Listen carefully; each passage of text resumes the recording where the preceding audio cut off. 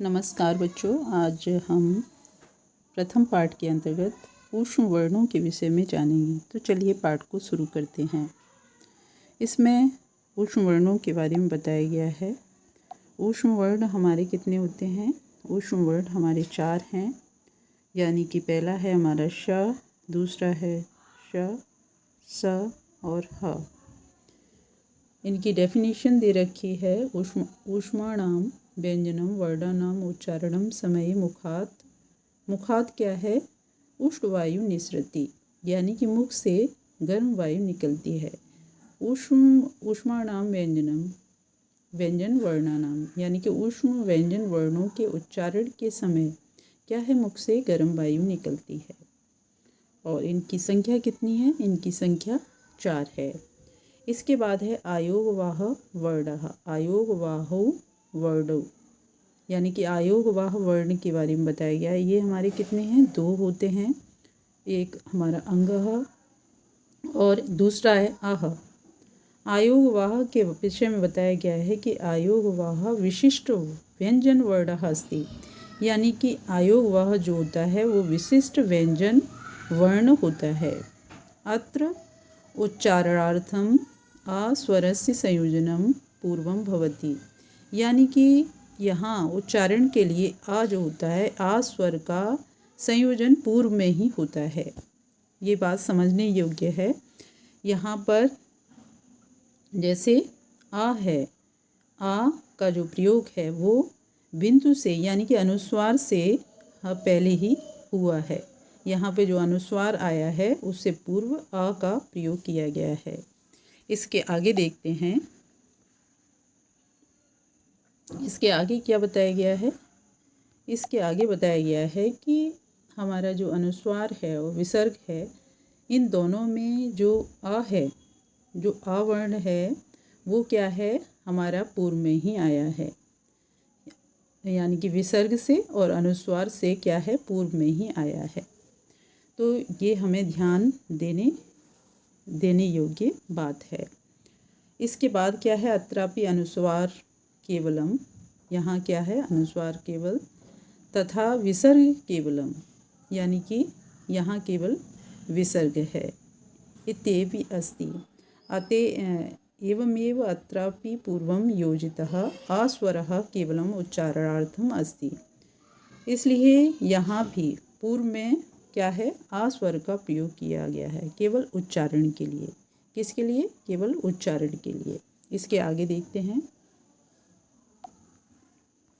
इसके आगे क्या बताया गया है बच्चों? इसके आगे हमें व्यंजन वर्णों के विषय में बताया गया है।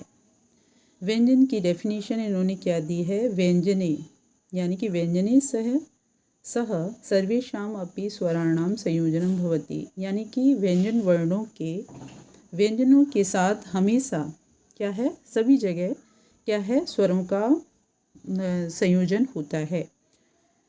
व्यंजनैः सह स्वराणां संयोजनं गुणाते अक्षराणि भवन्ति, यानी कि व्यंजनों के साथ स्वर का संयोजन क्या कहलाता है? गुणिता अक्षराणि भवन्ति। गुणिता अक्षराणि होता है। ये गुणिता अक्षराणि के विषय में हमने पढ़ा है पहले भी। इसे फिर से देखते हैं। इसमें क्या है? हमारे स्वर हैं और स्वर की मात्राओं का प्रयोग किया गया है। इसके आगे हम देखते हैं गुणिता अक्षरों के विषय में क्या है हमारा, यानी कि यहाँ पर जो हमारी मात्राएं हैं वो किस तरह से गुणिता अक्षरों का निर्माण करती हैं। ये हमारे क्या है?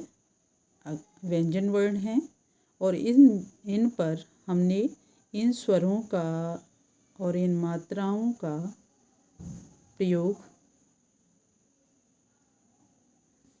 किया है। जैसे का है ना?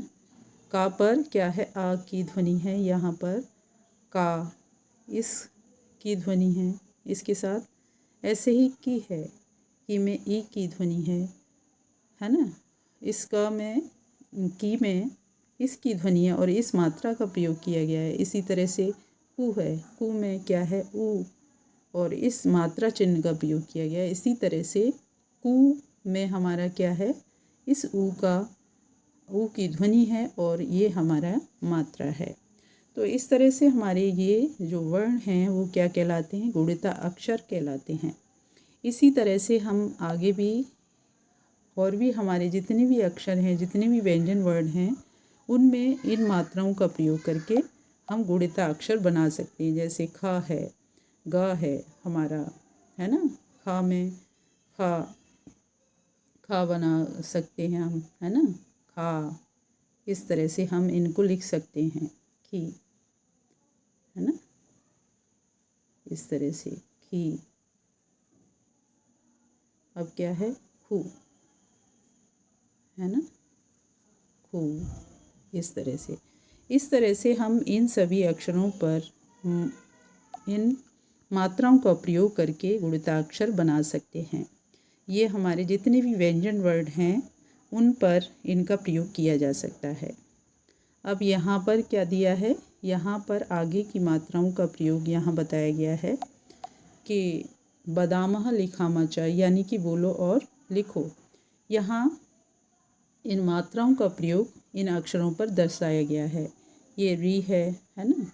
तो यहाँ पर का में री का प्रयोग क्री हो जाता है। ऐसे ये री है, इस री का प्रयोग करके क में प्री हो जाता है। ऐसे ही री है, यानी कि संस्कृत भाषा में री का भी प्रयोग किया जाता है। तो यहाँ पर का में री की आवाज़ आएगी, री। ऐसे ये है, ए में ए का प्रयोग यहाँ पर का में किया गया है, तो क्या हो जाएगा? के। ऐसे ही हमारा ए है और इनकी जो मात्रा है वो नीचे दी गई हैं, तो यहाँ क्या हो जाएगा? कै हो जाएगा। ऐसे ही को में ओ का प्रयोग किया गया है, तो क्या हो गया? को। और यहाँ पर ओ का प्रयोग का में किया गया है, तो क्या इसकी ध्वनि हो जाएगी? कौ। और ये सभी हमारी मात्रा चिन्ह हैं, यानी कि मात्राएं हैं। इनका हम प्रयोग करके अन्य अक्षरों पर भी इनको हम लगा सकते हैं और बना सकते हैं। तो इस तरह से ये सभी जो अक्षर हैं उन पर हम आ से लेकर और ओ तक इन ध्वनियों का प्रयोग कर सकते हैं। जो भी हमारे यहाँ पर अक्षर हैं उनमें जैसे ये है ना, ट, टा, टिट, टी, टुट, टू। ऐसे ही यहाँ पर ठट, ठट, ठा, ठिट, ठी, ठुट, ठू। इस तरह से हम इन सारी ध्वनियों का प्रयोग करके क्या है, इनको उच्चारित भी कर सकते हैं। ऐसे ही यहाँ पर क्या है? तत, ता, तित, ती, तुत, तू। इस तरह से हम इन सभी ध्वनियों का प्रयोग कर सकते हैं। यहाँ पर पप, पा, पिप, पी, पुप्पू। इस तरह से इसमें भी फ, फा, फिफ, फी, फुप्पू। आगे हम देखते हैं, इनमें भी हम इन सारी ध्वनियों का प्रयोग करके हम क्या है, इनका उच्चारण कर सकते हैं। ये भाषा की शुद्धि के लिए बहुत आवश्यक है। जितना हम इनका उच्चारण करेंगे उतना ही अच्छा हम बोल सकते हैं। इसके आगे हम देखते हैं। अब यहाँ पर हम थोड़ा सा समझते हैं क्या दिया है यहाँ पर। यहाँ पर अनुस्वार और विसर्ग के बारे में बताया गया है कि हम इनका प्रयोग क्या है, स्वर जो भी होते हैं हमारे, उन पर भी इनका हम प्रयोग कर सकते हैं। जैसे हमारा आ है, तो आ पर अनुस्वार का प्रयोग करके इसका क्या ध्वनि हो जाएगी? अंग, आंग, इंग, इंग, ऊंग, ऊंग।